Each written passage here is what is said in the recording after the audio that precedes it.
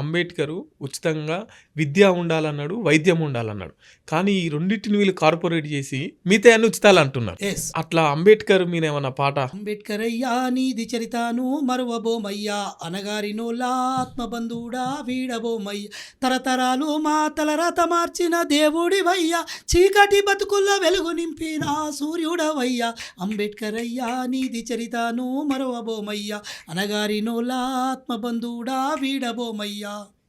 అంటే అంబేద్కరు వాస్తవానికి తరతరాలకు వెలుగు నింపినటువంటి మహానుభావుడు బాబాసాహెబ్ అంబేద్కర్.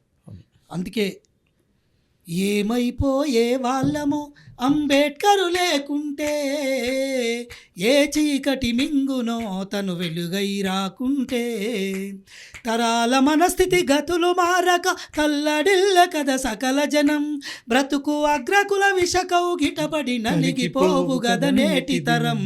ఏమైపోయే వాళ్ళము అంబేద్కరు లేకుంటే, ఏ చీకటి మింగునో తను వెలుగై రాకుంటే, అనువు అనువు తను అనుభవించిన బాధను తలసి, భావితరాల భవిష్యత్తునంతా ముందుగా తెలిసి, అనువు అనువు తను అనుభవించిన బాధను తలసి, భావితరాల భవిష్యత్తునంతా ముందుగా తెలిసి, తన నెత్తుటి చుక్కల లక్షల అక్షరాలుగా మార్చాడు, తన నెత్తుటి చుక్కల లక్ష అక్షరాలుగా మార్చాడు, భారత జననుదిటి రాతను అంబేద్కరు మార్చాడు.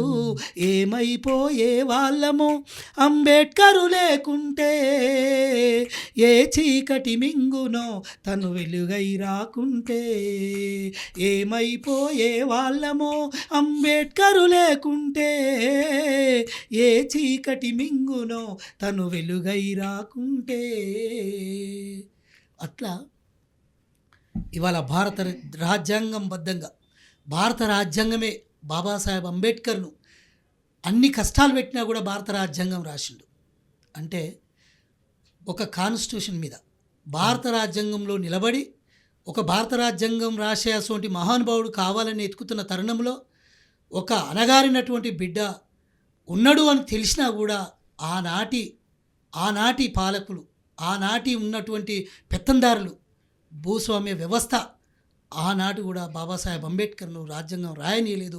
అయినా నేను ఏ రకంగానైనా రాజ్యాంగం రాయాలనే ఆలోచన విధానంతో నా అట్టడుగు వర్గాలు ఉన్నటువంటి బిడ్డలు, నా అణగారిన బిడ్డలు ఎప్పుడైతే ఆగమైపోతున్నారో వాళ్ళ పట్ల నేను ఇవాళ వాళ్ళకు తెలిసొచ్చే విధంగా